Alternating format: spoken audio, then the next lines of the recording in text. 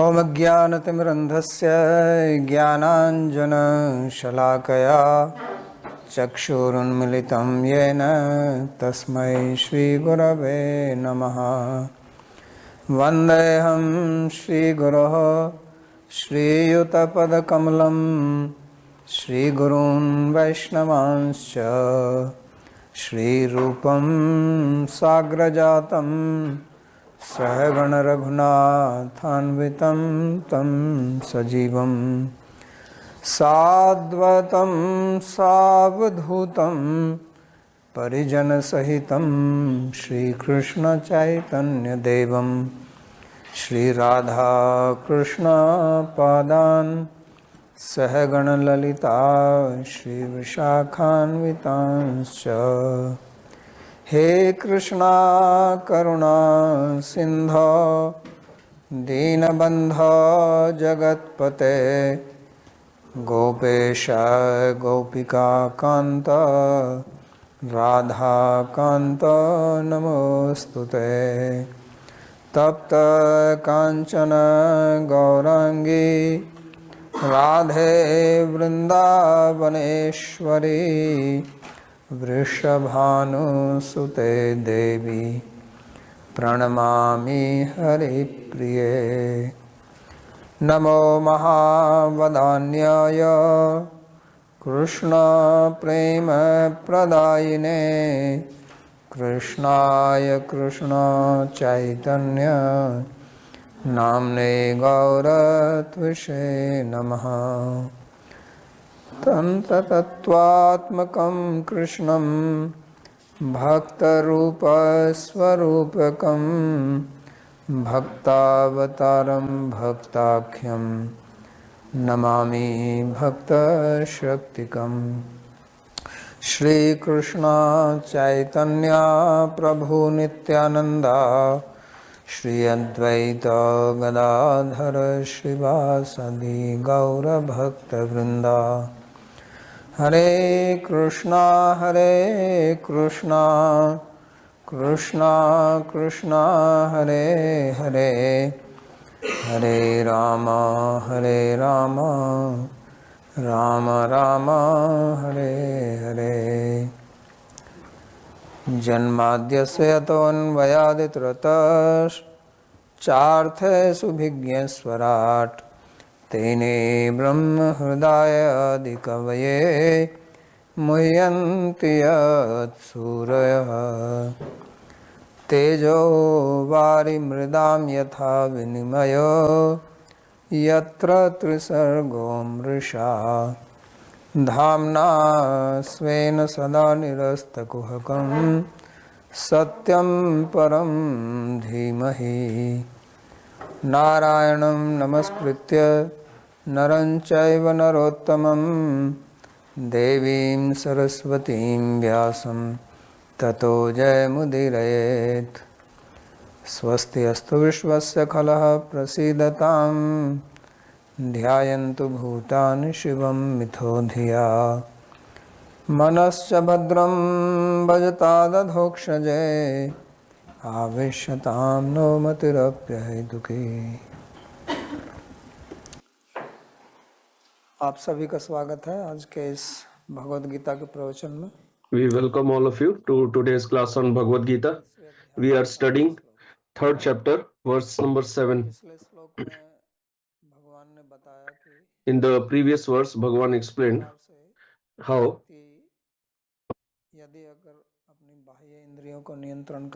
if a person restrains his external senses but continues to dwell on sense objects internally, then he is known as a hypocrite. And the context was that Arjuna's question was whether he should perform karma or should take sannyas.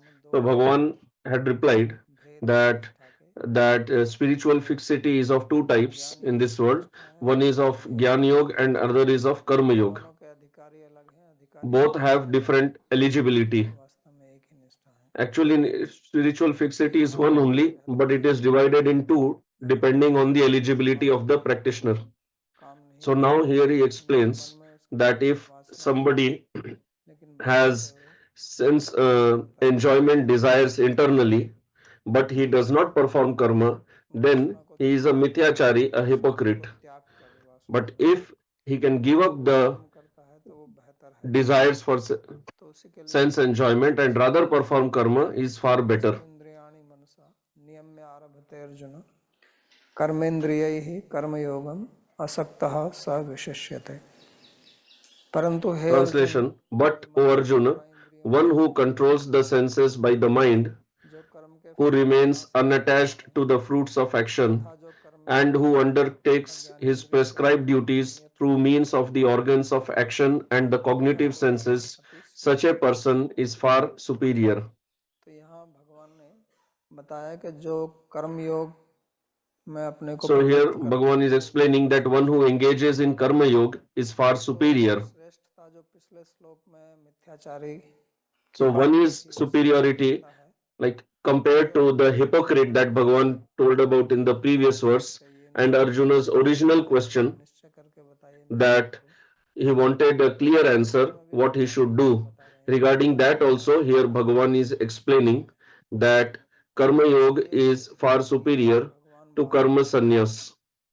In Gita, Bhagavan will मुख्य सिद्धांत है emphasize this point again and again. This is a very fundamental बात करते हैं point in Bhagavad Gita. Although he speaks of Jnana Yoga also, but still when he compares both, he gives emphasis, he places Karma Yoga on a superior level. और यहाँ भी वही बात कह रहे हैं कि सविशेष And here also he is explaining that. That is, his Vishesh means it is far superior. तो इस श्लोक में जो तू शब्द का उन्होंने प्रयोग किया यस तू So in this verse, he has used the word tu, yes tu. में जो कहा था पिछले श्लोक में जो कहा था उससे भेद करने के लिए तो That इंद्रियों is को to differentiate from what he spoke earlier. So controlling their senses कर्मयोग and में प्रवृत्त होना then engaging in Karma Yoga. कर्मयोग में प्रवृत्त होने But के लिए आप in order to engage in Karma Yoga, you can do Sakam Karma Yoga or Nishkam Karma Yoga. So here Bhagavan is telling Anasakta, he should not be attached, should be detached. And attachment is of two types. One is attachment to the karma and other is to the fruit of the karma. को छोड़कर So giving up attachment to both, दोष जो है वो कर्म करने because actually the fault does not lie in the karma, the fault lies in the attachment दोष है to the karma and its fruit. तो उस दोष को ही छोड़ना है That is the real fault. So that fault has to be given up. तो अगर आसक्ति छोड़कर अर्पण भाव से वो कार्य So if one can be detached and perform karma yoga as an offering, then he is far superior कर्म का त्याग कर दे compared to just giving up karma. So here the कर्मयोग शब्द का जो प्रयोग word karma yoga which has been used here by Bhagavan, वास्तव में निष्काम कर्मयोग के लिए किया that is actually for Nishkam karma yoga, क्योंकि सकाम कर्म का भी वर्णन है because there is description of Sakam karma also, देखा जा सकता है and karma yoga can be analyzed from two points of view. मीमांसा की है One is that of Purva Mimamsa, दर्शनों से एक दर्शन which is one of the 6 systems of मीमांसा philosophy. It is also known as Karma Mimamsa, पूर्व also known as Dharma Mimamsa, Purva Mimamsa. तीनों शब्दों का प्रयोग All the three words are used for it क्योंकि कर्म because विहित है the karma कर्म बोलते हैं which is ordained by Shastra, that is called धर्म जिज्ञासा karma. पहला जो सूत्र है That's why the first sutra of Jaimini is Athato Dharma Jigyasa. It begins with Dharma Jigyasa, inquiry into Dharma. पूर्व मीमांसा So there in Purva Mimamsa, four types of karma are explained. One is Nitya, the second is Naimitya, निषिद्ध कर्म and third is Kamya karma, and fourth is Nishiddha. तो नित्य कर्म वो है So Nitya karma refers to that karma नित्य किए जाते हैं यानी कि which प्रतिदिन are इनको करना those karma which are performed daily. नित्य कर्म की एक व्याख्या ये भी है कि नित्य कर्म वो है जिसका कोई फल नहीं होता Nitya karma is also explained in a way that which does not have any result. और उसमें किसी फल का वर्णन नहीं होता You have to do that, but its result is not described. संध्या में उपासित है वेद का वचन है कि प्रतिदिन संध्या करनी चाहिए. So it is the rule of Veda that every day Sandhya Vandan must be done. So Ved does not say why you should do Sandhya Vandan and what will be the result of that. So such karmas are called Nitya Karma. That is the order of Ved. माना जाता है कि वेद हमको And there it is accepted that निश्रेयस के लिए ही आज्ञा देता है. इसमें हमारे Vedas are giving us orders for our ultimate welfare only. दिशा निर्देश करता है. That is the mercy of Ved on human beings. It guides the human beings in such a way that they can lead their life properly. So these karmas are called Nitya karmas.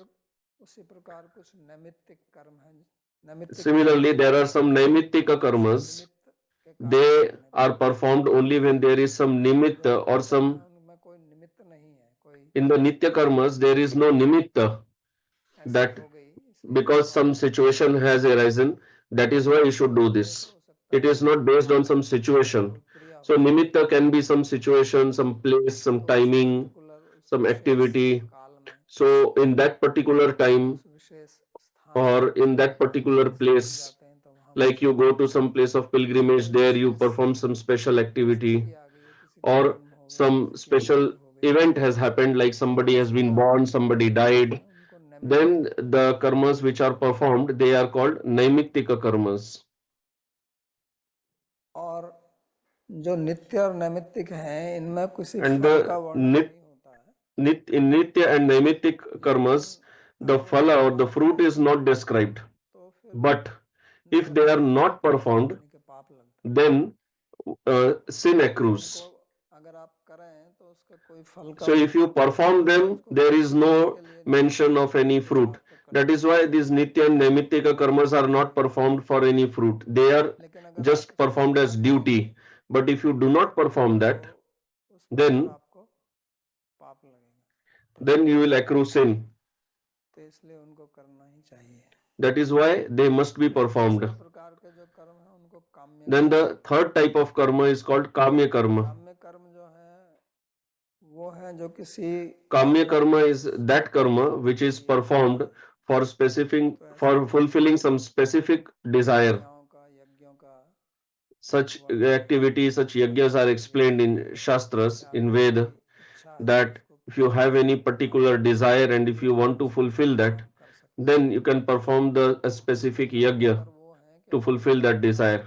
So kamya karma is that karma which, if not performed, will not result into any sin. Like if you do not perform nitya karma, there will be sin. But if you do not perform kamya karma, there is no sin for that. But if you perform kamya karma, then you will get fruit for that. So nitya karma is just opposite of kamya karma. If you perform nitya karma, there is no result. But if you don't perform it, there is dosha, there is defect. So in this way, in Shastra, in Veda, in the Brahmana Shastras, there is such mention of nitya karma, kamya karma. Then the fourth type of karma is nishiddha karma. और निषिद्ध का मतलब Nishiddha means that which should not be done.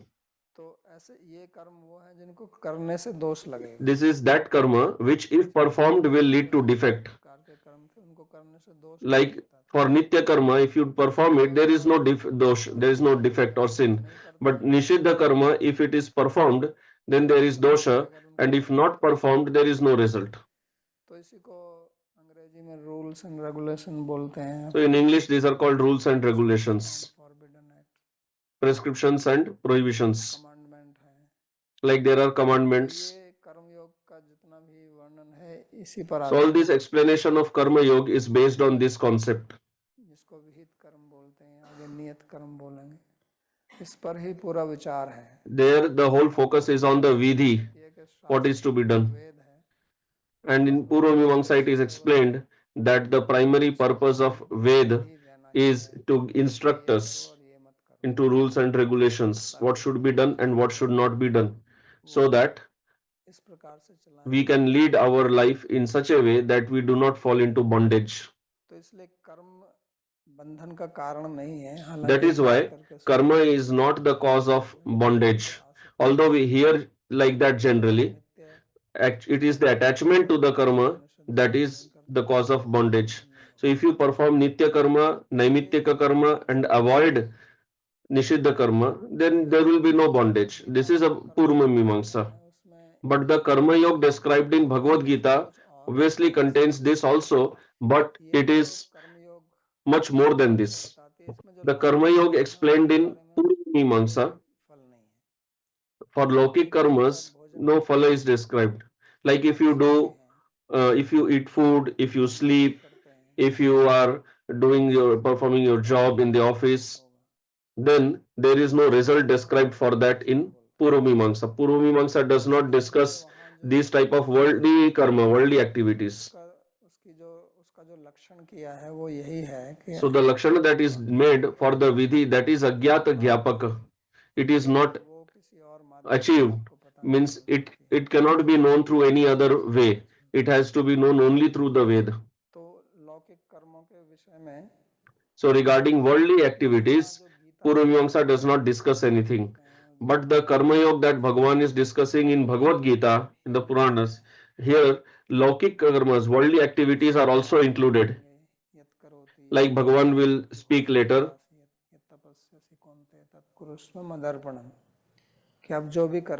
That whatever you do, eating, drinking, that is not some Vedic karma. Eating is not a Vedic karma. In Bhagavatam also there is a wonderful verse by the Nyogendras to King Nimi. बुद्ध्यात्मना व अनुसृत स्वभावात् यत् यत् करोति सकलम परस्मै नारायण इति समर्पयेत तत्. तो कहते हैं कि आप अपनी So there they explain that through your body, through your speech and through your mind, because we perform three types of actions, through body, through speech and through mind. So all three that we perform,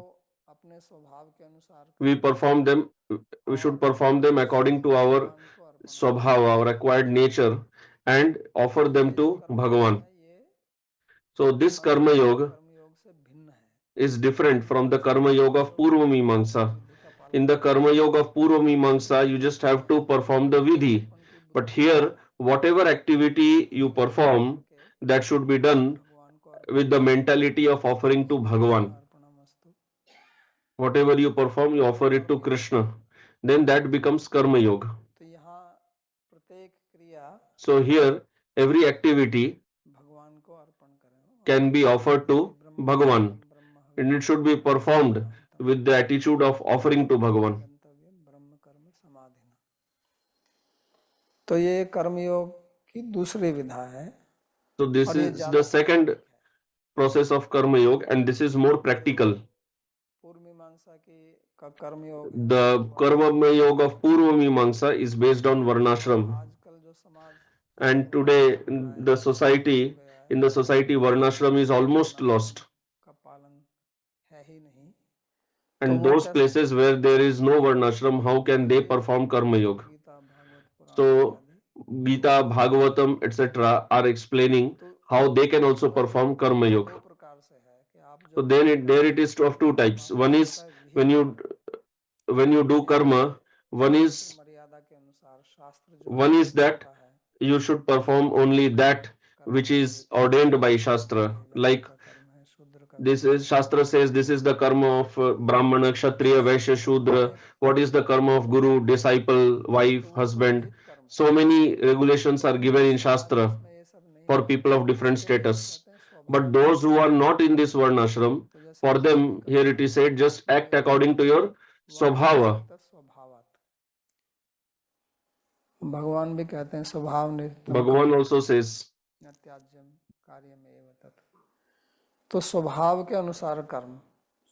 So karma should be done according to swabhava, and that can be done in two ways. One is Shastra itself says that if this is your swabhava, you do it. But in today's society, that is not very practical.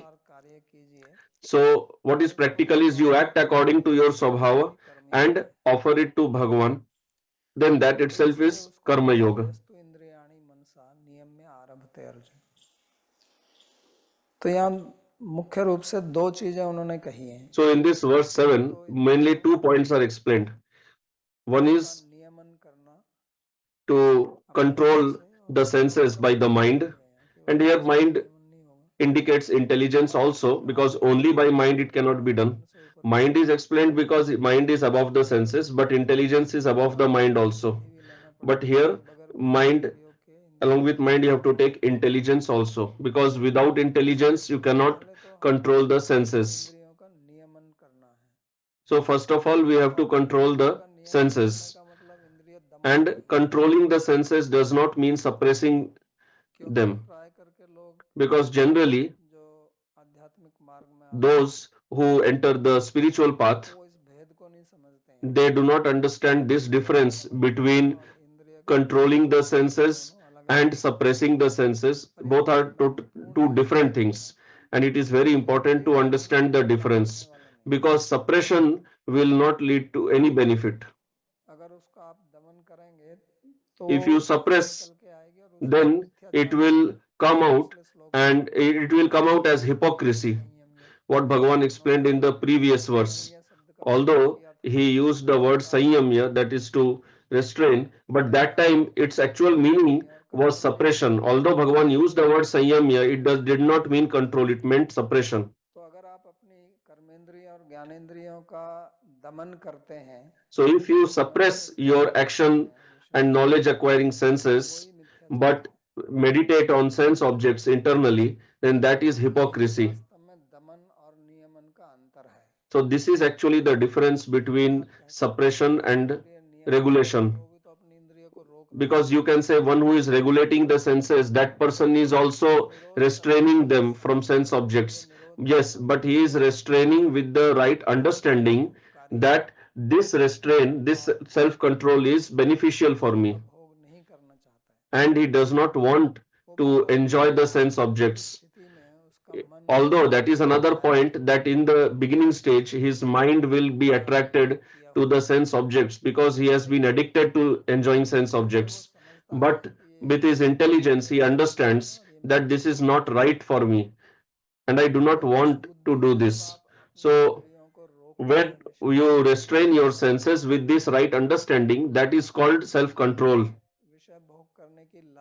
But you have a deep desire for enjoying sense objects internally, but due to social pressure or fear of being criticized in the society by friends, by relatives, because of this fear you do not engage in that, but internally you keep meditating on that, or you do sense enjoyment in hiding when you are alone, then that is hypocrisy, and that will not give any benefit to you. So this is the difference between the both. And on spiritual path, this hypocrisy is very prominent, very prevalent. Why? That is because people do not understand this subtle difference, or this difference is not taught to them properly. So they keep trying to suppress the senses, but always you will not be able to suppress your senses. If you continue suppressing them, then sometime or the other they will definitely come out, they will release, and then that time you will not be able to control them at all, and that situation will be such that you will have to face insult and criticism in public. So it is same like, say there is anger. When anger arises, when it starts, then you get some feeling. If you are a person, if you are aware, if your awareness level is quite high, you will realize that. But then sometimes the situation is such that anger just gets anger dominates you, and then you cannot control it. Similarly, if you try to suppress your senses, you can continue that, but there will be a situation when it will just explode and you will not be able to do anything. So you have to understand it is, you have to recognize it in the beginning stage itself. The main point in self-control is that with your intelligence, you have to understand that this action is not appropriate, what I'm going to do. this kind of attachment or this kind of enjoyment of sense objects is not beneficial to me, and I have to protect myself from this. निश्चय होना चाहिए, इसमें So आपका you have to संकल्प be होना चाहिए। determined for जो this. संकल्प लिया जाता है वो इसलिए लिया जाता है The system of sankalpa, which is there, or वो determination, संकल्प आपको that is समझने done वाला for होना this, what we call willpower. चाहिए। संकल्प ले लेते So हैं you कि have to हमने have शादी you have करनी to है, become determined, जैसे but आपको determination किसी should be with the right understanding. सदस्य बनना है तो Like if you have to become some पालन करना पड़ेगा। member of some institution, they will tell you that you have to follow these rules. So you do not accept them internally, but because you want to become member of that society, then you say, okay, I will follow them. मन में आपके अंदर जो है स्वीकृति नहीं है, But in your heart, in your mind, you have not accepted those rules. You do not understand that they are beneficial for me. You think that, okay, everybody tells that, okay, let me also accept that. But internally, you have not accepted it. अपने अंतःकरण से आपने And internally, if you have not accepted, if you have not accepted by proper intelligence, then even if you are following those rules, they will be simply a show to others. फिर आध्यात्मिक लाभ आपको नहीं होगा। So you can do this, but it will not give any spiritual benefit. बात अच्छी तरह से समझनी So this point has to be understood very clearly विषय में if we गंभीर है, want to be serious in spiritual life. महत्वपूर्ण है। That is why this verse is very important. अनुसार नियम में आरंभ थे, वो आरंभ करता है इंद्रियों को The person begins by controlling the senses कर्म योग में प्रवृत्त होता है, and engages in karma yoga. कर्म योगम आरंभ थे। तो दो चीजें हैं, So there are 2 points here. One is not doing, मनसा नियम में, और एक कर्मेंद्रिय कर्म योगम आरंभ थे। तो कुछ आपको करना है और कुछ नहीं करना है। so some things you have to do, some things you should not do, but both have to be understood properly. Without the right understanding, if you are doing something or avoiding something, it will again lead to problem. चीज है ये And the most important point is आसक्ति ना होना, to be detached. और ये आसक्ति ना होना, इसको भी हमें ठीक से, And even this point of detachment has to be understood with honesty. Because if you talk with somebody, such everybody will say that I don't have any attachment. I am detached. Everybody speaks like this. लेकिन क्या वास्तव में ये सही है, But is it actually true? इसको समझना होगा। कोई तो नहीं कहेगा कि मेरी आसक्ति है। Who will accept that he is or she is attached? And if somebody says like this, is a great person, and people speak this just for a show. I am very humble, I am very fallen, I am a लेकिन यहाँ sense enjoyer. But here the point is not about speaking. The point is about understanding and following. Spirituality is a process of following, not of speaking. Actually, there is no need to speak anything. अपने अंदर अपने अंतःकरण से स्वीकार करना होगा कि ये मेरे लिए गलत है। We have to accept these principles internally in our life, that this is good for us and this we should follow this, and we should not do this just because others are telling us to do this, and if I do not follow this I will be criticized. That is all right, but that is not actually good. It is all right in the sense that it helps you to regulate yourself to some extent, but main thing is you should have acceptance of those rules internally. If we are associating with nice sadhus and we get influenced by their good behavior, we accept that, so it is good. But if we do not accepting that internally, then it is not good. So we should have acceptance of that good behavior, those spiritual principles internally also. Then our material desires will slowly start weakening, and we will become strong mentally, intellectually, and we will be able to gain victory over the senses. हमको बहुत गहराई से समझना होगा इस बात को, और ये This has to be understood very deeply. स्तर And this attachment exists at very subtle, deep level. You might have seen that there some about heard about some people, they spent lot of time in spirituality, so they say that no, there is no problem in doing this. तो जो शीघ्र फल मिलने की बात है वो भी फला सकती है.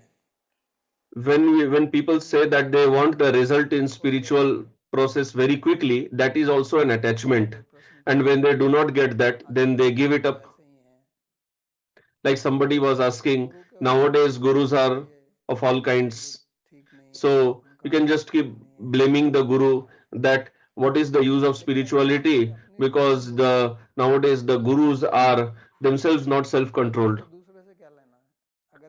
But the point is that if you are yourself are attached, you will anyway act accordingly. If you do not have the right teacher, you will go to the another right teacher. So one who finds defects in sadhana in others, उसकी मतलब आसक्ति कहीं और है. it proves that his attachment is somewhere else. His attachment is to getting the result of the sadhana very quickly, or getting result in material life very quickly, or to become siddha and then people will praise me, they will become my followers. That means his actual goal is not in realizing the tattva, but to enjoy the byproduct of the sadhana. And attachment is actually lying in that byproduct in the form of name, fame, etc. So this is what we have to introspect internally, because it is only you who can understand what is going on inside you. Because and if other person knows also, he will not tell you because he knows you will become offended. Because nowadays if you tell the truth to somebody that hurts his or her ego, then that person becomes offended and starts saying that you are doing fault finding in me. That is why people will not tell you your reality even if they know about you. So you only have to understand and give up the wrong desires from yourself. If we can do this, then we will progress in spiritual life. Another point is that nowadays we are born in this modern environment. Since there was advent of Sigmund Freud,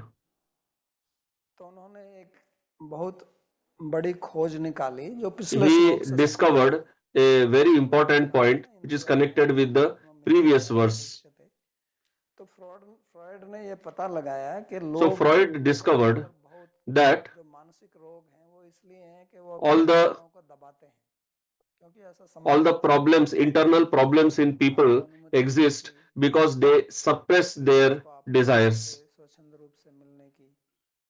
Because there were a lot of rules and regulations earlier for man and woman to meet together. So one is that if you are actually educated in dharma and you have done sadhana and you can control your senses.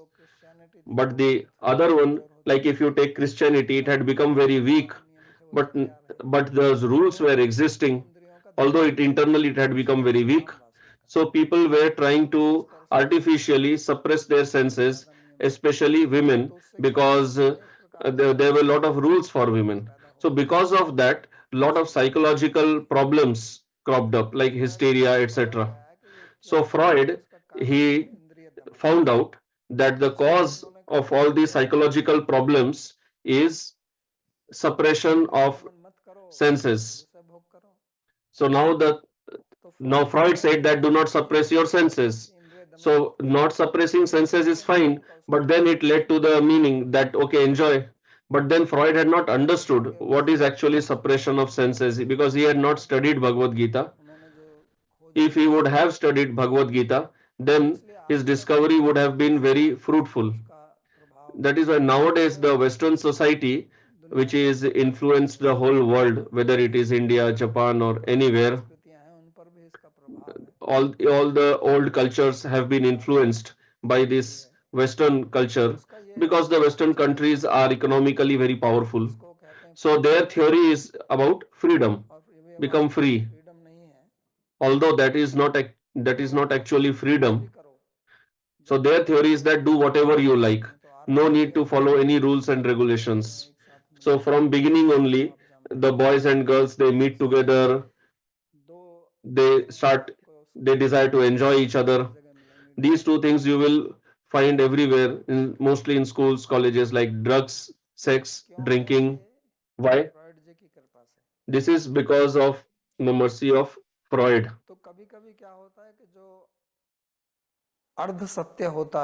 So sometimes what happens that partial truth can become more dangerous than falsity also. So what Freud said was half truth. What Bhagavan Sri Krishna is telling is the complete truth. Although Bhagavan is telling that suppression is not good, but he is also explaining how to engage in self-control, how to restrain the senses, and he is explaining the process also. But this second part was not known to Freud. That is why today's society, whatever it may call itself, free society or whatever, but it is not free society. It is actually a whimsical society. And its result is that everywhere there is chaos and people are miserable. Yesterday, a person came to meet me, and first time he came to India from France, and he just stayed here for 2 nights. And he said that I just have one question to ask. So his question was that our France, Europe, there everything is beautiful, nice.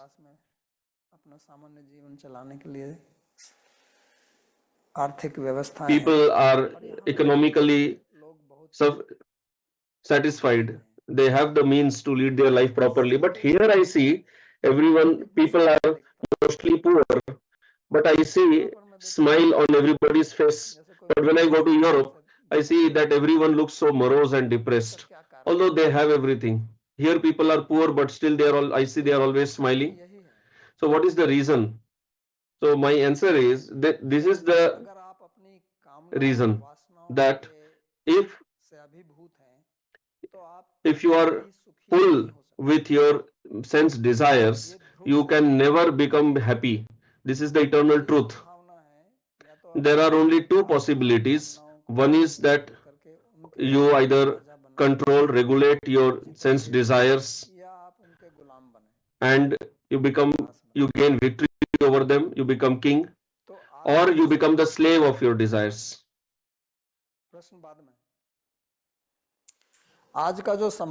So today's society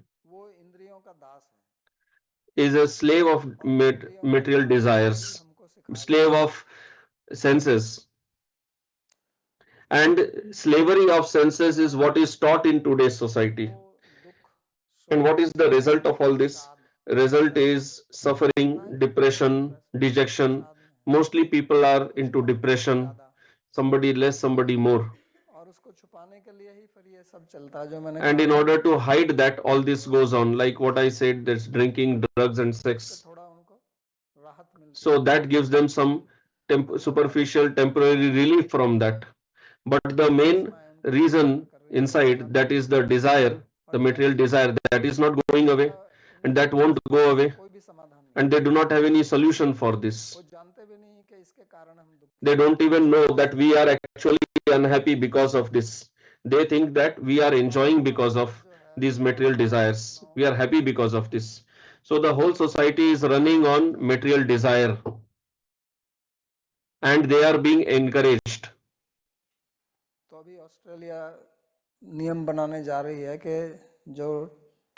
So now Australia is going to make a rule that those who are less than 16 years old, they will be banned from using social media, because this social media is just encouraging their material desires. So if this seed of material desires is fed from beginning, what will you do when you grow up? So because of this, so much crime is increasing, because nobody wants to do any work. Everybody wants to have a lot of money without work and just enjoy. Everybody today thinks that money is very important. Earlier, importance was given to character. Today, nobody talks of character. Everybody talks only of money. Everybody is evaluated on the parameter of wealth. So, this is a big social problem. That is why studying Gita is so important. In today's society, Bhagavad Gita is much more important than what it was earlier. Everybody should be taught Bhagavad Gita right from school itself, compulsorily. Then people will say, what will happen by studying this? By studying this, what will happen is that you will achieve what you actually want. Everybody wants a peaceful life. But if you want a peaceful life, then you have to understand what brings peace and what destroys peace. Why do we become depressed? Why do we become dejected? So the cause is this, what Bhagavan is explaining here. Anybody who is born in this society obviously is born with material desires which are coming from the previous life. Those samskaras are carried forward anyway. And those samskaras are driving our life. They are our programs. They are like our God, our Devata. They are driving us. They are controlling, those samskaras are controlling us. So if we are become their slave, then we will not be able to remain peaceful. That's why we have to perform karma with detachment. So this is a very important instruction by Bhagavan. And that's why he is addressing Arjuna as Arjuna. Arjuna means one whose heart is pure. Earlier also he addressed Arjuna as Anagha. Until and unless our heart is pure, we will not be able to understand this, what Bhagavan is explaining here. Because those who are completely under the control of material desires, they will not be happy. They will become angry thinking that we are being told to give up material desires, because they will think that what is the value of life without all this. People think like this. I will get into depression, dejection. And it appears correct also, because they have not seen life beyond material desires. So they can't even imagine that their life can exist without material desires also. So this is very important point that Bhagavan mentions here. And if we do not follow this, our problems cannot be solved. Then the next verse, number 8, that is also important. नियतं कुरु कर्म त्वं कर्मजायो हि अकर्मणः शरीर यात्रा पिचते न प्रसिद्धेद कर्मणः। अतः तुम अपने कर्मों को Therefore, perform your obligatory actions, for action is superior to inaction. Moreover, without action, even your bodily sustenance cannot be accomplished. So in this verse also, Bhagavan is showing Karma Yoga as superior to Jnana Yoga, because in Jnana Yoga, the instruction is to give up karma. They consider karma to be bondage, but the Jnana Yoga that Bhagavan will explain, that will also be different. Just like I said, Karma Yoga is of two types. One is of Purva Mimamsa and one is of Bhagavad Gita and Bhagavatam. Similarly, Jnana Yoga is also of two types. One is the Jnana Yoga of Advaita Sampradaya, taught by Sri Shankaracharya, where giving up karma completely is compulsory. But here, Bhagavan will speak again and again that even if you are a Jnani, even if you are following Jnana Yoga, then also you should not give up karma. You continue to performing them with detachment for as an instruction to society, becoming example in the society. So he says that yagya, charity, tapasya, they should not be given up by anybody. They should always be done. Even intelligent, wise people can be purified by yagya, dana and tapa.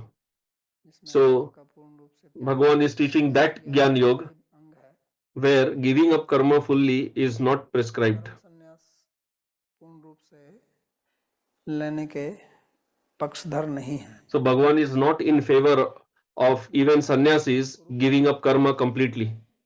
So नियतम कर्म कुरु. So here Bhagavan is telling niyatam, that is your obligatory karma which you have acquired by your nature, that should be done by you. That's why Bhagavan says that your sahaj karma, the karma according to your acquired nature, you should do it even if you see fault in doing that. Still you should continue doing that. अकर्म से कर्म श्रेष्ठ है. Karma is superior to akarma. सीधा लगता है कि कर्म ना करना. So akarma in general is understood as not performing karma, but Sri Ramanujacharya says here akarma means jnana yoga. व्याख्या की है अकर्म. That is his explanation of akarma. क्योंकि अर्जुन का प्रश्न था जायसी चेत कर्मणस्ते मता. He says that Arjuna's question was, पहले श्लोक में उन्होंने जाय शब्द का प्रयोग किया था कि आप अगर ज्ञान योग को, what he had explained, that if Arjuna had asked that if you consider Jnana Yoga to be superior to Karma Yoga, why are you engaging me in this ghastly war? So Ramanujacharya says that here also Bhagavan is using the same word. So here he is answering that question, saying that you should perform karma. Because Arjuna had asked a definite answer, a definite reply, that what is supremely beneficent for me. So here Bhagavan is giving an order. Here he is not just giving a suggestion, he is giving order.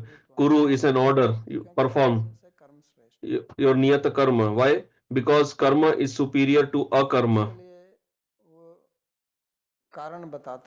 And for that, he also gives reason along with example. You can do a 5-step syllogism in the process of nyaya on this verse. So if you do not become akarmaka, if you do not perform action, your bodily sustenance will also not be possible. At least you have to do work that much in order to maintain your body.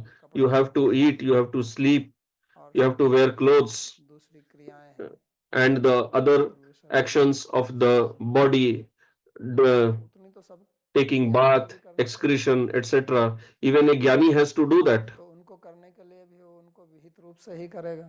So for doing that also he has to do it in the prescribed, according to prescription only, because the jnani, he also earlier must have performed karma yoga according to shastra. So that much karma so he has to perform. He has to get bhiksha. Even if he is not performing any karma, he has to beg.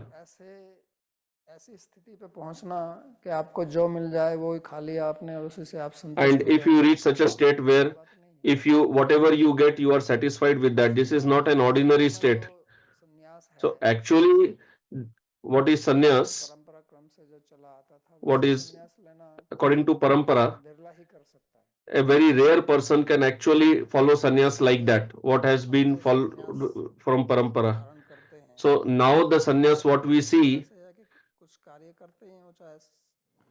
so now the sannyas what you see, they are just do activities, like they may be welfare activities for society, doing tapasya, but those sannyasis who give up karma completely, it is very rare to find them. Earlier they were existing. So here Bhagavan is telling, even for bodily maintenance you have to do something. Even if somebody feeds food in your mouth, you have to chew that. Nobody else can chew the food for you. So when you anyway have to do activity, then why not do it in the right way?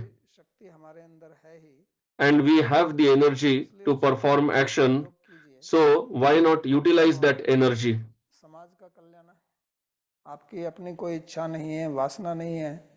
You may not have any selfish desire, then at least act for the welfare of society. Later in Gita, Bhagavan will speak in the 12th chapter that this Gyan Marg is very बहुत मुश्किल से प्राप्त होता है. अव्यक्ता ही गतिर दुखम। तो वो कहते हैं वो भी परोपकार करके इसको प्राप्त कर लेते हैं, लेकिन कष्ट से करते हैं। So there also Bhagavan explains that by doing karma people obtain this Gyan Marg, but it is very difficult. So that's not required. So here he is giving example that just like for your bodily sustenance you have to do something, similarly you have the energy to perform action other than your sadhana, whatever time you have. Why not engage in the right action? It will be beneficial for you also and for others also. That is why here in the 3rd, 4th and 5th chapter, Bhagavan is again and again laying emphasis on Karma Yoga. In 18th chapter also he will speak about this. Otherwise what happens is, if you do not act, then you will get into Tamoguna. Either you have very high level of Sattva, otherwise you will get into Tamas. You will be influenced by Tamas heavily. That's why in Sanskrit it is said, doing something is better than not doing anything. Empty. तो आज ये भी समाज में हो रहा है, क्योंकि So nowadays this is also happening in society because of technology. Science has progressed so much. There are so many machines that have been invented for working. So human being has lot of time. He has lot of idle time. So what will you do with that idle time? If he is a spiritualist, then he may engage in some worship, meditation. He'll do something. So this idle person, he just runs here and there and spreads pollution everywhere. Human being, wherever he goes, he pollutes the environment. Unless he is a spiritualist, he keeps polluting the environment. So all these scientific inventions, they have also become the cause of pollution, because human being has more time now, doesn't have to work much like earlier, and the idle time he has, he utilizes it in all kinds of activities which pollute the society, the environment, because he has that energy to perform action. He has to engage it somewhere. So it is all right that you are doing everything by machines, but how will you control your energy to perform action? So if you do not engage it in karma yoga, then it will get engaged in ghastly action, and then society will have to suffer for that. That is why here Bhagavan is giving that advice that you should keep performing action with detachment. So this word niyata, it is used for nitya karma, but in today's society its meaning will be to perform action according to acquired nature, because the fundamental rules are applicable on everybody: not stealing, speaking the truth, not doing violence.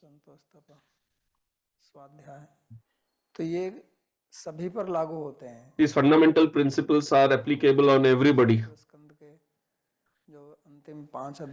In the last 5 chapters of 7th canto in Śrīmad-Bhāgavatam, there Naradji has also explained like this, that some activities are such which are applicable on everybody, irrespective of their varna or ashram. So that is prescribed action. That is Vehita karma. So everybody should do that, and everyone should have knowledge about that. That is Niyata karma. This is what Bhagavan is teaching here. Earlier also he had explained that your eligibility, your adhikar is in performing karma, and you should not be attached to inaction.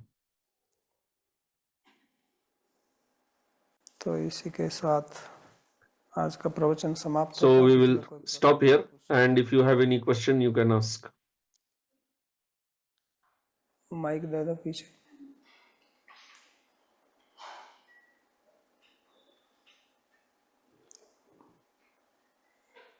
पूछिए, आप पूछिए। You explained that karma yoga is of two types, that of Purva Mimamsa and according to the understanding of Bhagavad Dharma, and also Jnana Yoga is according to Advaita Vedanta. Yeah, ask your question. And so what is the difference between karma yoga in the understanding of Bhagavad Dharma and I already Jnana? explained that the other karma yoga is only talking about the yajna और the activities. उसका हिंदी में अनुवाद करना पड़ेगा पहले। तो दो प्रकार के कर्मयोग बताए थे। एक So at two types of karma yoga were explained, one of Purumimamsa and the other of Gita Bhagavatam. So what is the difference? The difference is that in the karma yoga of Purumimamsa, only alaukika karma is explained, like doing sandhyavadan, naimittik karma, nitya karma. But there worldly activities, working in office, etc. How do you make that as karma yoga? They don't discuss about this. But in Bhagavad Gita, these worldly activities are also encouraged to be performed with the attitude of offering. The karma yoga according to the Bhagavad Gita and the Jnana yoga according to the Bhagavad Gita. What is the difference between those two? कर्म ज्ञान योग में आपको In Jnana Yoga, वर्णाश्रम जो विहित कर्म है, जैसे the Varnashram Vihita Karma, गृहस्थ आश्रम है, उसको छोड़ if you are in Grihastha, you have to give it up and take sannyas in Jnana Yoga. ज्ञान योग के जो नियम है उनका पालन करना पड़ेगा। ऐसा The rules of Jnana Yoga have to be followed. परिवार में भी रहते हैं, नौकरी It is not that you are in family, society, and you perform Jnana Yoga. Jnana Yoga means you have to give up family, Grihasthashram, everything. सेवा में लगा। But according to your energy, you perform action. आप पूछिए।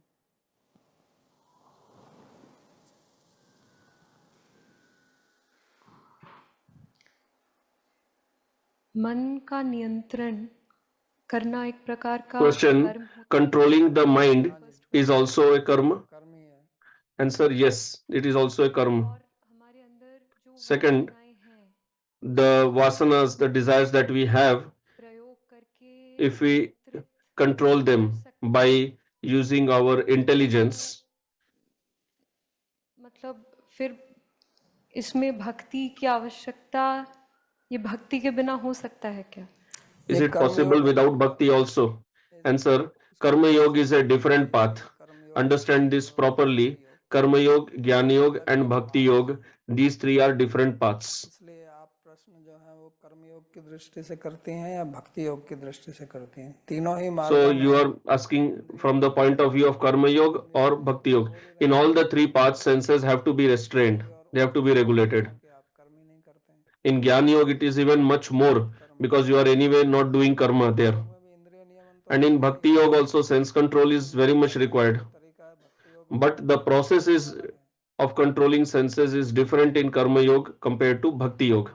Starting point तो सभी का होता है that they are with वासना। कोई बिना वासना के तो So स्टार्ट question: करेगा नहीं। in the beginning everybody has vasana, अलग-अलग प्रकार के टेंडेंसी है वो, and people who have different tendencies. कोई वेद पढ़ रहा है तो उसका अगर राजसिक So like it is said, if somebody is studying Veda and he is predominantly has rajas, so he will see like that only. ज्ञान गीता का ज्ञान ले रहे हैं तो वो So if we are hearing Bhagavad Gita, then we are understanding it based on our past tendency. कर सकते हैं। तो आप कर्म योग का So how do we use buddhi properly? ये प्रश्न है पहले। So the counter question is, first you have to tell that which path you want to follow, karma, jnana or bhakti. मत कीजिए। So do not mix these three. योग पे जाना चाहती If you want to engage in bhakti yoga, then गुरु ग्रहण करना first of all the rule in bhakti yoga is you have to take shelter of guru, और उनके the first step in bhakti yoga, and then you have to act according to the instruction of the guru. In karma yoga, जो नित्य कर्म करना तो उसके लिए भी ब्राह्मण होते हैं जिनसे आपको in karma yoga also there are brahmanas लेनी पड़ती है। from whom you have to take diksha for that particular yagya or the vidhis, the rules are there. But the karma yoga of Bhagavad Gita, if you want to do that, you have to act by as an attitude of offering to Bhagavan. Not that I am doing it because of my vasana. कि आप खाना इसलिए बना रहे हैं कि आपको खाना है. So if you are cooking just because you want to eat, then you are eating sin only. पहले आपको भगवत अर्पण करके तब That is why first it should be offered to Bhagavan. उसमें पाप नहीं होगा. Then you will not be implicated in sin. तो उस दृष्टि So the activities that you perform, they have to be performed from the point of then karma yoga. That's what Bhagavan says, that मेरे अर्पण करो. whatever you do, offer it to me. और उसमें जो आपकी वासनाएं हैं उसको भी ये देखना पड़ेगा कि ऐसा And in that also the vasanas, the desires you have, it is not that you have to act on everything. You have to analyze what is the influence of that vasana on me. Cigarette पीने की Like if somebody has a vasana of smoking cigarette, को अर्पण कर दूंगा. so then if you say that I offer that also to Bhagavan, okay, you can do that, but then you should also use your intelligence, that what is the use of smoking that cigarette? What benefit do I derive by doing that? ये भी जानना पड़ेगा ना. So you have to understand Shastra, लाभदायक नहीं है. जो शास्त्र ने how what is beneficial for me, what is not beneficial for me. The rules का मना नहीं that have been given in Shastra, what should be eaten, what should not be eaten. युक्त आहार विहार से युक्त चेष्टा से Shastra is not telling that you do not eat. योगो भक्ति दुख. Like Bhagavan will say और आहार का फिर तीन प्रकार का वर्णन. that you should live a balanced life. तो उनका तो आप Eat in a balanced way, moderately. तो उनको समझना होगा. You have to understand everything. कोई बुद्धि के थ्रू अगर अपने सेंसेस वासना को equanimity Next question. Through intelligence, if somebody observes his vasanas and remains, वासना उसके ऊपर हावी होने का प्रयास कर रहा है, वो उसको पार हो when the vasana is trying to dominate that person, and if he can योग से चला जाए become successful in overcoming that, जाएगा नहीं. then will the seed of desire go away by karma yoga? Answer: seed of desire will not go away by karma yoga, because in karma yoga the sadhaka, he maintains his independence. In Gita this is not explained in detail, but in Bhagavatam all the different leelas which are presented, they are presented to explain सुचारू समाधि that भक्ति योग में ultimately the solution for all these problems is bhakti yoga only. What is the reason? In karma yoga you maintain your independence, independent mentality. You do not take shelter of anybody, you do not surrender yourself to anybody. So you maintain your independence. So as long as you maintain the independence, some problems will keep coming, and then you keep controlling, regulating. तो आप But in bhakti yoga, because you take shelter, है identity जो बोल your identity that itself changes, और आपका संबंध भगवान के साथ हो जाता है. and then your relation gets established with Bhagavan. उनके जो उनसे मेल नहीं खाती है वो रहती नहीं है. Then those vasanas which are not beneficial in seva of Bhagavan, they will not even remain in you. Now if they are still in you, that means you have not taken complete shelter. Bhagavat में बार बार भक्ति की बात आती है. So that's why complete solution is only in bhakti. That's why in Bhagavatam again and again there is talk of bhakti. When Parikshit asked Shukdev Goswami संसार में व्यक्तियों के लिए that in this world मुमूर्षु हैं जो मर रहे हैं तो उनके लिए क्या though कर्तव्य है. for everybody, especially for a person who is dying, is on the verge of death, what is his duty? So the answer was he should perform bhakti. So Shukdev Goswami gave the solution as bhakti yoga. Radharani Baba, I have a question. If we perform Shravanam, Kirtanam, and so on, so this is Bhakti Yoga, but the most part of our day is work. So, and during the work, I feel this is not connected to Krishna, and it's a bad feeling. So, I'm wondering if it's like a karma yoga, or I can take it also as a bhakti yoga. and how to get peace here. तो अनुवाद कर दिया प्रश्न का। तो ऐसा है कि ये जैसे मैंने उनको भी कहा कि ये कर्मयोग, भक्ति योग, ज्ञान योग, ये अलग अलग मार्ग So, हैं। answer, as I explained, karma, jnana and bhakti are three different paths, and you have to understand all the three separately. जब उनको हम ठीक से नहीं समझते हैं तो When we do not understand them properly, संशय मन में पैदा होता है। then we get this kind of doubt. तो भक्ति का जो मार्ग है, The path of bhakti, it begins with sharanagati, taking shelter, Swami ji कहते हैं surrendering to Guru. Like Sri Rupa Goswami explains in Bhakti Rasamrita Sindhu, that the first step in bhakti is Guru Padashraya Tasmat. तो जब आप का पादाश्रय हो गया है, आपने गुरु So को when you समर्पित have कर दिया, taken shelter of Guru, you have surrendered to Guru, होता है कि आप जो then what happens is that whatever you do is bhakti only. If you have actually taken shelter, आप किसी कंपनी like में if you are में काम करते working in a company, in an हैं, office, तो वहाँ आप 8 घंटे जाते हैं, तो उस 8 there घंटे में you work for 8 hours. In those 8 hours, whatever you are doing, it is all actually for the company only. तो भक्ति में क्या होता है कि जब मैंने So what happens is bhakti, when I have जैसे मैंने offered myself only to Bhagavan, व्यक्तित्व भगवान से स्वतंत्र नहीं है, as I was explaining earlier, that my existence is not independent of Bhagavan. I belong to him. So what I am doing is for him only. Like if I purchase a horse, that horse belongs to me, so that horse will work for me only. The horse is dependent on me. I will feed him, then he will eat, otherwise he can't eat. He will not run away, leaving me. So when we नौकरी करें, दिन में कभी जाएं तो भगवान के लिए कर offer ourselves to Bhagavan, we take shelter of Bhagavan, then whatever we are doing is for Bhagavan. But if you are thinking that what I am doing is for myself, that means there is some defect in my surrender. यात्रा के लिए तो काम करना, Like here Bhagavan was explaining that for bodily sustenance you have to work. शरीर यात्रा चलती है, So you are working in the office, you get money, and by that you can maintain your body, your family. But that body now belongs to Bhagavan because you have taken shelter of Bhagavan. तो भक्ति नहीं है, So now don't think that only Shravan Kirtan is bhakti, this working is not bhakti. That's why in Bhakti Rasamrita Sindhu, Sri Rupa Goswami, for bhakti he has used the word Anushilan. तो भक्ति में केवल श्रवण कीर्तन In bhakti, only these 9 processes, Shravan Kirtan, it is not that only they are bhakti. This is for explaining so that we can understand properly. सोते हैं वो भी भक्ति, Every action is included in bhakti. If you are sleeping, that is also bhakti. Because if you do not sleep, how will you do japa? इसलिए यहाँ If you do not eat, you cannot do anything. That's why we say prasad seva. सुना होगा ना, प्रसाद सेवा करो। हम ये नहीं कहते कि प्रसाद खाओ, We do not say eat prasad. We say honor prasad. Do seva of prasad.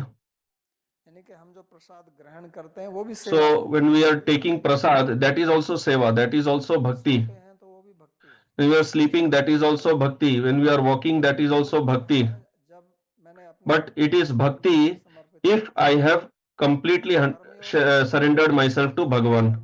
So this is the difference in Karma Yoga and Bhakti Yoga. In Karma Yoga, first the person performs action, then he offers to Bhagavan.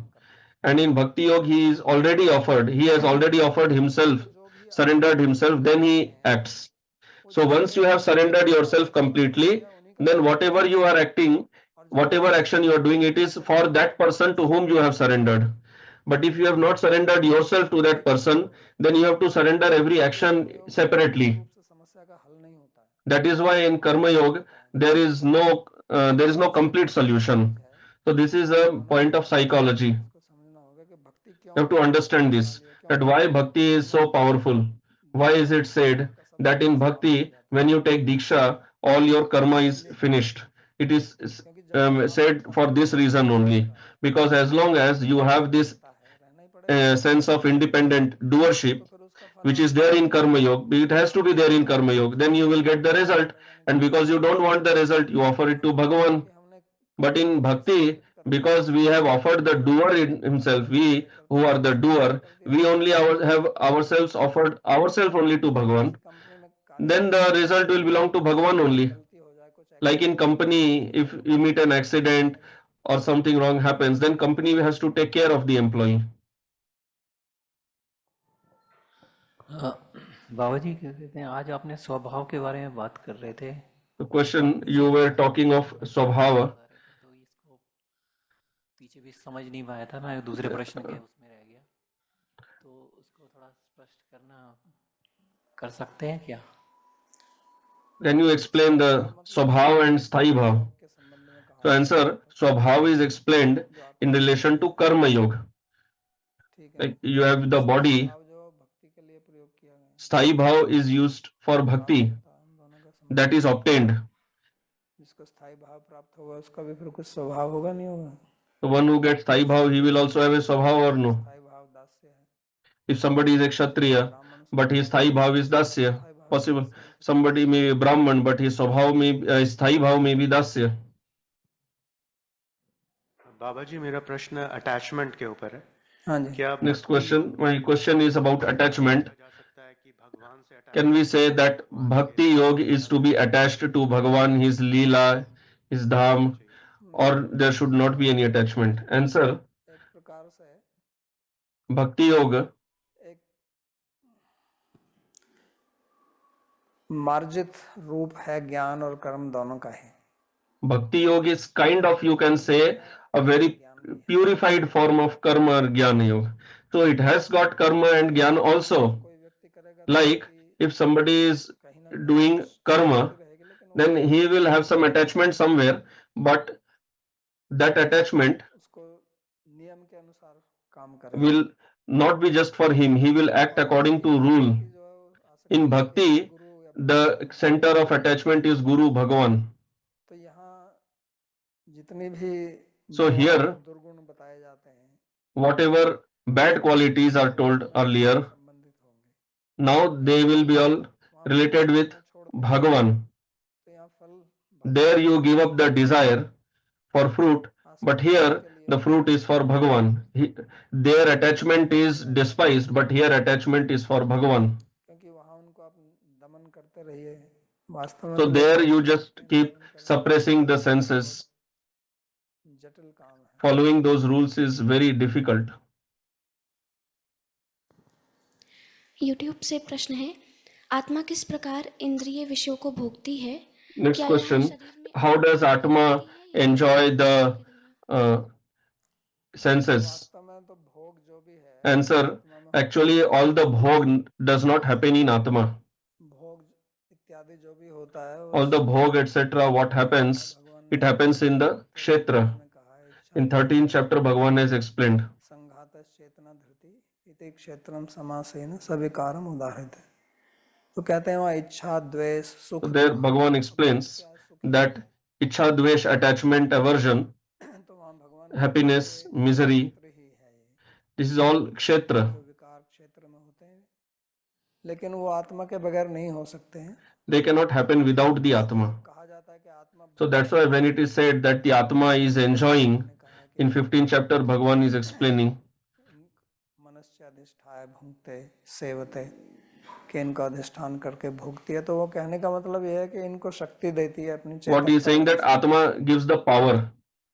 तो आत्मा में कोई भोग वास्तव में होता नहीं है, लेकिन जब इसका Atma doesn't have any bhog in it, but when it is said in the indicative way. It means Atma is giving the consciousness, the power to mind, intelligence, and bhog happens there actually. All the bhog etc. happens in mind only. That's why if anesthesia is given, then you cannot do any bhoga. संचार शरीर में अभी भी चल रहा है, आत्मा भी बैठी हुई The है, prana is there. लेकिन कुछ पता नहीं चलता है। सुषुप्ति में चले जाएं आप, If you get into sushupti, dreamless state, तो वहाँ भी कोई पता नहीं चलता। there also you do not understand anything. जी का प्रश्न है, Next question, पिछली कक्षा में Bhagavad Gita from the last class, Bhagavad Gita 3.6, how can we understand the idea that humans don't have limited free will if they are able to make choice? Without free will, would it not be unreasonable to hold them accountable for the consequences of their actions? स्वतंत्र इच्छा Answer, शब्द आजकल प्रचलित हो गया this free will phrase is very popular nowadays because of Christianity. शास्त्रों में कहीं नहीं देखेंगे ये। In our Shastras, you will not find the phrase free will anywhere. मैंने तो कहा नहीं कि I never said there is free will. I said there is will, and that is influenced by your vasanas, your desires. But these desires, what do you mean by free, independent? That means not to be influenced by anything. So here, even if you say them independent or free, it means they are not influenced by others, but by your own samskaras. Means that much only. Next question. A sadhak who is trying to regulate the senses but still afflicted and engaged in enjoyment of senses, sense objects due to overwhelming force of sense attraction while acknowledging the right and wrong also be considered hypocrite. To give an example, a smoker knows that smoking is dangerous to his health but still he smokes. Answer: hypocrisy means not doing sense enjoyment externally but harboring the desire for sense enjoyment internally, or doing that and showing to others that I don't do that, privately engaging in sense enjoyment but publicly showing that I do not do that. Cigarette पीता हूँ लेकिन बाहर नहीं दिखाता, बाहर लोग समझते हैं कि So मैं नहीं people show in public that they do not smoke, but privately they may engage in smoking, or they have deep desire to smoke internally, but due to force of society they do not smoke. So that is also hypocrisy. तीर ललित जी कृपया अपना प्रश्न पूछें. Radhe, Radhe, Babaji, thanks for a wonderful class. Babaji, my observation is anecdotal only to my personal experience, but there's overwhelming evidence that karma and bhakti is superior to gyan. Yet amongst like so-called educated people, and especially in the academic arena, gyan marg is given so much importance and it's accepted. Why is this? तो मैंने पिछले कक्षा में इसका उत्तर दिया So था. answer, in the previous class I had answered this. If you remember, I had explained that हम विशेष तौर से आध्यात्मिक मार्ग में in the spiritual field especially, whatever appears different हमारी रुचि होती है, from ordinary course of society, we find interest in that. We start feeling that this is spirituality.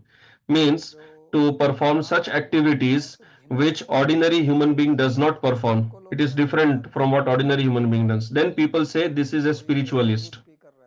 If somebody is just sustaining on milk, somebody is sustaining on only fruits, or perform such actions, and then people say some different actions, then people say this is a spiritualist. So what happens? Sannyas, Gyan Marga is based on renunciation, sannyas. And in Grihastha ashram there is attachment. So then people think that this sannyas itself is actually spirituality. So as I said, in bhakti there is element of Gyan Karma also. So then people think, what is this bhakti? What we are doing, he is also doing. He may just wake up in the morning and just ring some bell. So that is why people cannot recognize the superiority, the speciality of bhakti, because actually bhakti yoga is an internal state. It's a bhav, it's a state of mentality. The action that you perform externally is not so important compared to the internal bhava. That's why I said it is not that only Shravan Kirtan is bhakti. You are doing work in office, that is also bhakti. But the point is, the important thing is, what is your internal state? Is it that of complete surrender? If yes, then everything you do is bhakti. That is why the great devotees in Shastra, if you see them, they do not look like bhaktas. Then if you would actually meet a gopi, you would not recognize her to be a bhakta or a spiritualist. She is just milking the cow and cooking food. Gopis are not doing even like that Shravan Kirtan, going to hear daily Bhagavatam classes like you. They are not doing that much also. Whole day and night they are working in their family. So how do you say then that is bhakti? So in order to explain that only, Vyasadeva had to write Bhagavatam. The whole Bhagavatam is written to explain this only, that how gopis are the topmost devotees, because it is an internal state. It's a bhava. That is why Uddhavji was sent to Vrindavan. Because if any other person would have come to Vrindavan, he would have just spoken normally with the gopis and would have gone away. But Uddhavji was a very wise, very intelligent person, so he could catch this point, how gopis are topmost devotee. Like Chaitanya Mahaprabhu, when he went to Jagannath temple and then on taking darshan, he became unconscious. So the pandas there, they were going to take him away from there, but Sarvam Bhattacharya recognized his symptom because he is very intelligent, wise, educated person. He understood that this is not a normal, any ordinary human being. So understanding bhakti is not easy. That is why nowadays the scholars, the academicians, they also think that Gyan Marg is the topmost. Another point is, the another reason is that in Gyan Marg, your ahankara becomes very strong. You start thinking that I am Brahma. And in Bhakti Marga, your ahankar becomes deflated totally. You are just a dasa. And the Advaita Marg says that you are Brahma. So that is another reason why Gyan Marga appears to be correct, better. Next question, can we do bhakti without Guru? If we do not have time to take shelter of Guru, can we depend on books? There are two types of bhakti. One is ordinary Samanya Bhakti and there is specific Vishesh Bhakti. Samanya Bhakti can be done anywhere without Guru also. But for Vishesh Bhakti, taking shelter of Guru is extremely important. Next question. The Rochanartha Phalashruti, can it be engaged, this point be brought in bhakti or it is only for karma yoga?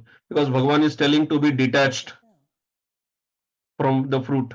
So counter question, can you explain what is the meaning of Rochanartha Phalashruti?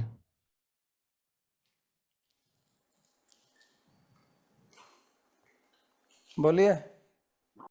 हाँ बाबा जी महाराज अभी थोड़ा unmute हुआ था इसीलिए। जैसे कि यहाँ पे हम ये शिक्षा लेते हैं कि फल से अनासक्त होना है। So just like here we understand that we have to be detached from the fruit or we have to offer the fruit to Bhagavan. But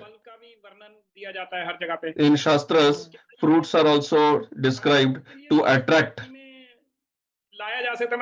So is it only for Karma Yoga or it is only for Bhakti? तो सीधा बोलो यार, तुमको हिंदी नहीं आती है कि क्या इसका उपयोग भक्ति में भी होता है? ऐसा बोलो ना, लाया जा सकता है क्या मतलब? हाँ, उपयोग तो क्यों नहीं कर सकते? So can this be engaged in bhakti also? Is it not? Yeah, people say chant Hare Krishna and be happy. That is Rochanartha Phalashruti only. Everywhere it is done. Do bhakti, Bhagavan will take you to Vaikuntha, all your problems will be solved, everything. Bhagavan says in Gita, I will take you away from this miserable world. ठीक है, समझ गए। ठीक है, प्रार्थना श्लोक। सर्वोपनिषदो गावो दोग्धा गोपाल नंदनः पार्थो वत्सः सुधीर भोक्ता दुग्धम गीतामृतम महत् एकं शास्त्रं देवकी पुत्र गीतम् एको देवो देवकी पुत्र एव एको मंत्रस्तस्य नामानि यानि कर्माप्येकं तस्य देवस्य सेवा कार्पण्यदोषोपहतः स्वभावः पृच्छामि त्वां धर्म सम्मूढचेताः यच्छ्रेयः स्यान्निश्चितं ब्रूहि तन्मे शिष्यस्तेऽहं शाधिमां त्वां प्रपन्नम् यत्र योगेश्वरः कृष्णो यत्र पार्थो धनुर्धरः तत्र श्रीर्विजयो भूतिर् ध्रुवा नीतिर्मतिर्मम कृष्णाय वासुदेवाय देवकी नंदनाय च नंदगोपकुमाराय गोविंदाय नमो नमः। नमः पंकजनाभाय नमः पंकजमालिने नमः पंकजनेत्राय नमस्ते पंकजांघ्रये। भवे भवे यथा भक्तिः पादयोस्तव जायते तथा कुरुष्व देवेश नाथस्त्वं नो यतः प्रभो। नाम संकीर्तनं यस्य सर्वपाप प्रणाशनम् प्रणामो दुःखशमनस्तं नमामि हरिं परम्। हरि ओम तत्सत्।